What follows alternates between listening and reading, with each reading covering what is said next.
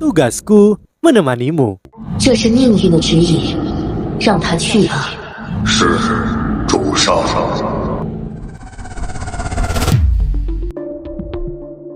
Halo semua, kembali bersama Miminata di sini. Kali ini kita akan menyelam dalam alur cerita novel Solen 3, The Legend of the Dragon King. Sebelum masuk ke dalam cerita, Mimin ingatkan jangan lupa like, comment, and subscribe. Tanpa berlama-lama, Solen 3, The Legend of the Dragon King. Mari kita mulai.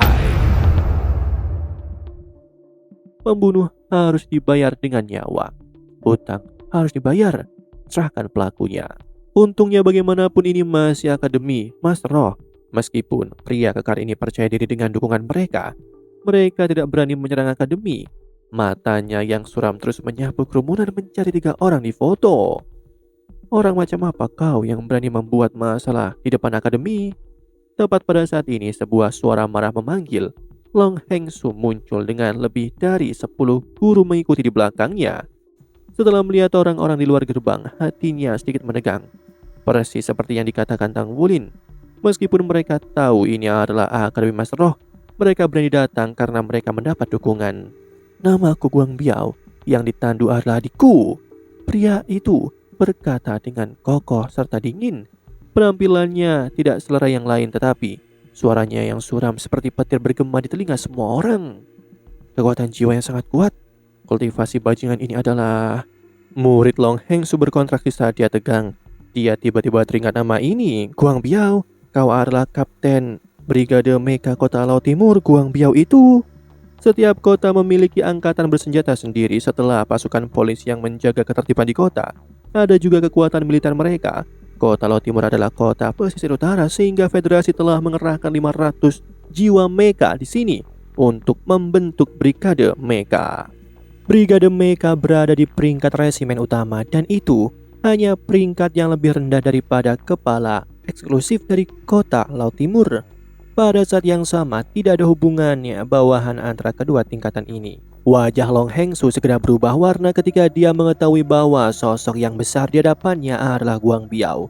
Bahkan jika kepala eksklusif kota Laut Timur ada di sini sekarang, dia tidak akan memiliki kemampuan untuk mengendalikan Guang Biao. Aku tidak datang sebagai Kapten Brigade Mecha, tapi hanya sebagai kakak laki-laki dengan adik laki-laki yang terluka parah. Keluarkan pelaku yang menyebabkan ini. Perintah Guang Biao dengan dingin. Kepala Guang Biao, aku yakin pasti ada kesalahpahaman di sini. Long Hengsu berbicara dengan nada yang jauh lebih harmonis. Sebenarnya ada 3 anak di foto Anda. Bukankah adikmu terluka oleh ketiga anak itu? Long Hengsu memiliki pengetahuan yang jelas bahwa Guang Biao bukanlah seseorang yang bisa dianggap enteng. Dia adalah seseorang yang memiliki kendali atas Brigade Mecha. Ini berarti bahwa semua pria kekar di belakangnya adalah Master Mecha. Meskipun orang biasa juga bisa menjadi Master Mecha, ini jarang terlihat. Mayoritas Master Mecha adalah Master Roh. Bahkan jika peringkat mereka tidak tinggi, mereka masih memiliki pengalaman bertempur yang kaya dan kendali atas perangkat jiwa yang luar biasa. Di depan orang-orang seperti ini, akademi mereka benar-benar tidak bisa bersaing dengan mereka. Belum lagi, pihak lain juga bisa memobilisasi mecha. Long Hengsu juga pernah mendengar tentang kehidupan Guang Biao. Dia adalah sosok yang legendaris. Dia berasal dari keluarga biasa dan kedua orang tuanya telah meninggal ketika dia masih kecil.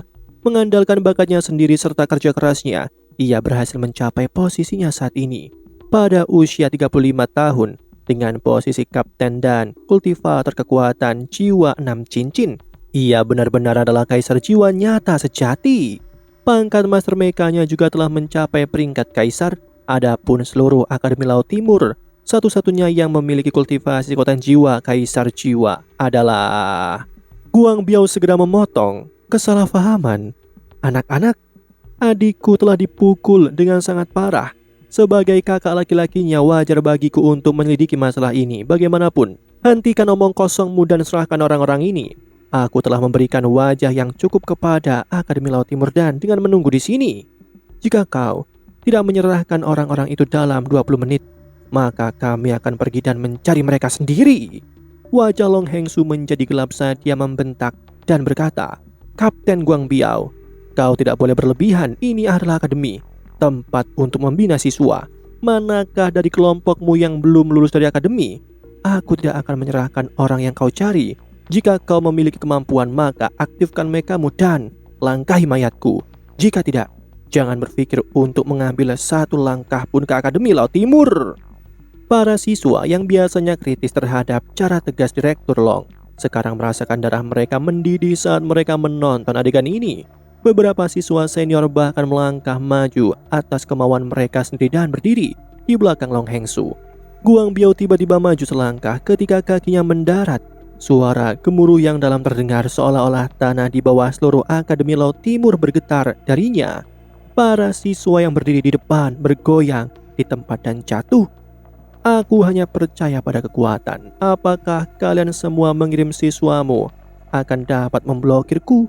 Di mana rasa kebenaranmu ketika kau menolak untuk menyerahkan pelaku yang telah melukai saudaraku begitu parah? Aku telah mencoba untuk berbicara alasan denganmu, tetapi karena tinjuku lebih besar, aku hanya akan pergi dan menemukan yang aku cari. Aku akan melihat siapa yang memiliki kemampuan untuk menghentikanku.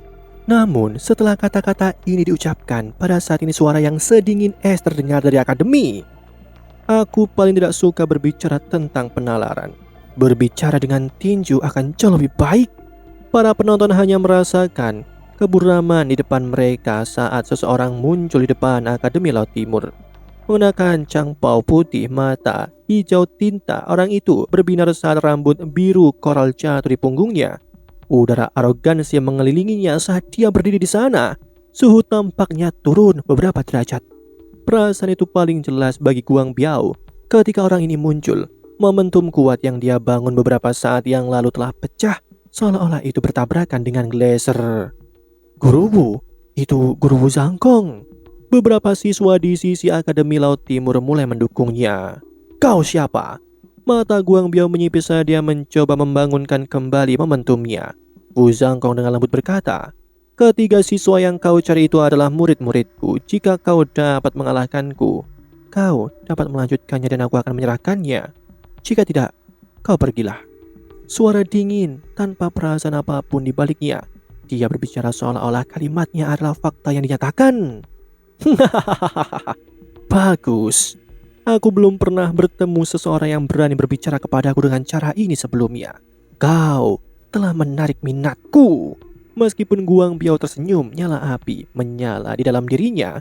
Sinar cahaya kuning yang kuat mengalir dalam tubuhnya. Kuning, kuning, ungu, ungu, ungu, ungu. 6 cincin roh muncul dari bawahnya. Kaisar jiwa 6 cincin. Seruan tiba-tiba terdengar dari segala lini. Saat dia melepaskan jiwa bela dirinya, Guang Biao tumbuh setengah meter dengan baik. Kilauan abu-abu logam telah muncul dari dahinya, menyebar ke bahu dan tubuh bagian atas, dan kemudian ke seluruh tubuhnya. Seolah-olah dia telah dibungkus oleh lapisan baju besi. Saat ini juga, 3 kelompok cahaya muncul, 2 kuning dan 1 ungu. Kedua cahaya kuning itu tampaknya berbentuk kadal dan identik. Adapun cahaya ungu itu seperti ular piton besar. Ungu, roh 1000 tahun. Tidak ada keraguan bahwa 6 cincin roh itu diproduksi oleh ketiga roh ini. Hanya elit yang bisa memiliki roh 1000 tahun di dunia para master roh. Jiwa bela diri Guang Biao mirip dengan naga lapis baja, tetapi aura yang dipancarkannya jauh lebih kuat daripada Guang Long, dan itu memberikan perasaan bahwa naga lapis baja ini adalah gunung yang terlalu besar untuk ditaklukkan. Momentum kuat terbentuk menjadi sesuatu seperti tornado yang menderu ke arah Wu Zhangkong, meledakkan rambut birunya yang panjang. Pada saat ini, semua penonton di lapangan merasakan dingin yang tiba-tiba di tubuh mereka. Seolah-olah musim dingin telah turun. Guang Biao telah melihat kilatan cahaya biru pucat. Kemudian kemarahan tornado ini berkurang setengahnya sebelum menghilang. Wu Zhangkong berdiri di tempat yang sama, jubah putihnya terapung. Tangan kanannya terangkat ke udara. Pedang panjang biru pucat telah muncul di tangannya. Ujung pedang seperti mata air. Musim gugur. Cahaya pedang mengalir seperti air terjun. Pakaian putih pedang biru melayang di udara seperti makhluk abadi. Semua penonton memusatkan perhatian mereka pada pedangnya. Pada saat ini, cincin-cincin muncul pada dirinya. Warna cincin roh inilah yang membuatnya cerah dan menarik perhatian. 2 kuning, 2 ungu, dan 2 hitam. Ya, 2 cincin roh terakhir berwarna hitam legam. Hitam mewakili 10.000 tahun. Itu memang cincin roh 10.000 tahun. Udara tampak hening, langit membeku dengan munculnya pedang ini. Wu Zhangkong berdiri diam di tempat yang sama, tapi momentum kekerasan Guang Biao sebelumnya berubah menjadi batu. 10.000 tahun. Cincin roh 10.000 tahun. Bagaimana mungkin? Bagaimana itu bisa menjadi cincin roh 10.000 tahun? Guang Biao menatap Wu Zhangkong dengan ekspresi kaget. Sejak kepunahan monster roh, sangat jarang cincin roh 10.000 tahun muncul. Bahkan untuk pagoda roh. Bukankah sangat sulit untuk membuat cincin roh 10.000 tahun? Guang Biao dipenuhi dengan kebingungan. Bagaimana caranya? Bagaimana dia bisa memiliki cincin roh 10.000 tahun? Apa identitas aslinya? Karena dia bisa mendapatkan cincin roh 10.000 tahun pada usia yang begitu muda.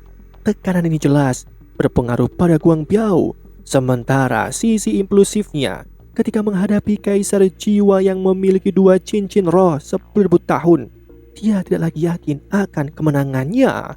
Wu Zhangkong bahkan tidak repot-repot melihatnya, sebaliknya dia hanya menundukkan kepalanya dan menatap pedang panjang di tangannya. Pedang embun beku, itu adalah nama jiwa bela dirinya. Sudah lama sekali sejak terakhir kali dia menggunakannya. Dia sudah memadatkan kekuatan spiritualnya ke dalam jiwa bela dirinya sejak lama. Kemunculannya kembali seperti bersatu kembali dengan seorang teman lama. Ekspresinya tidak lagi memiliki ketidakpedulian dingin yang biasa, sebaliknya itu menyimpan jejak kebodohan di dalamnya pada saat ini. Sepertinya dia sedang melihat kekasihnya sendiri. Tatapan selembut air. Guang Biao berteriak ke langit. Dia sudah dipojokkan. Jika dia mundur di depan semua bawahannya, mereka akan mengira dia lemah. Bagaimana dia bisa memimpin mereka? Inilah alasan mengapa dia tidak bisa mundur dari pertempuran ini. Cincin roh pertamanya menyala menyebabkan tubuh lapis bajanya meledak dengan cahaya metalik. Tubuh naga lapis baja dirilis. Guang Biao tiba-tiba mendorong dengan kaki kirinya menyapu ke arah Wu Zhangkong seperti badai. Pada peringkat mereka, terlepas dari apakah itu kecepatan atau kekuatannya, mereka berdua sangat menakutkan. Tinjunya yang besar terayun ke atas saat dia menenggakkan tubuhnya. Jika seseorang terkena tinju ini, kemungkinan besar mereka akan berada di ambang kematian. Wu Zhangkong sedang melihat pedang langitnya seperti sebelumnya. Tanpa satupun gerakan sebagai respon, tinju naga lapis baja itu seperti badai. Sosoknya sangat besar. Pada saat ini, tidak ada yang bisa mengganggu pikiran Guang Biao yang berkuasa. Guru, hati-hati! Tang Wulin memanggil dari jauh. Tepat pada saat ini Wu Zhangkong bergerak. Dia memutar tangan kanannya menyebabkan semua cincin rohnya menghilang dari pedang langitnya secara bersamaan. Dengan lembut, mengangkat ujung pedangnya, dia bertemu langsung dengan kepalan seperti gunung. Serangkaian nada rapuh terdengar. Ketika suara pertama terdengar, Guang Biao yang kekuatannya seperti naga tiran dihentikan. Sisik-sisiknya terbang satu demi satu. Pada akhirnya bahkan dengan tubuhnya yang kuat, dia terpaksa mundur selangkah. Dia ingin melawan untuk melepaskan kekuatan jiwa yang lebih kuat, tapi ketika pedang langit itu menyentuh tinjunya, pedang es Qi menembus ke dalam tubuhnya. Pedang Qi itu seperti jarum yang mengikuti urat nadi dan masuk ke tubuhnya, memaksanya untuk mengumpulkan semua kekuatan jiwanya untuk membuat pertahanan melawannya. Bagaimana mungkin dia bisa menggunakan keterampilan jiwa dalam keadaan seperti ini? 7 nada rapuh terdengar dan dia mundur 7 langkah. Namun sepertinya Wu Zhangkong hanya mengirimkan satu serangan pedang. Sinar biru muncul dari tubuhnya pada saat tabrakan. Aura luhur Wu Zhangkong secara tak terduga memiliki kualitas yang sangat pekat. Mata hijaunya yang dalam tiba-tiba berubah menjadi ungu, dan cahaya ungu muncul dari pupilnya saat dia mengayunkan pedang embun beku miliknya. Ini adalah gerakan sederhana. Dari awal sampai akhir mata Wu Zhangkong tidak pernah meninggalkan pedang langitnya. Demikianlah alur cerita novel Solen 3 The Legend of the Dragon King. Sebelum Mimin akhiri, Mimin ingatkan jangan lupa like, comment, and subscribe, karena tugasku kan selalu menemanimu.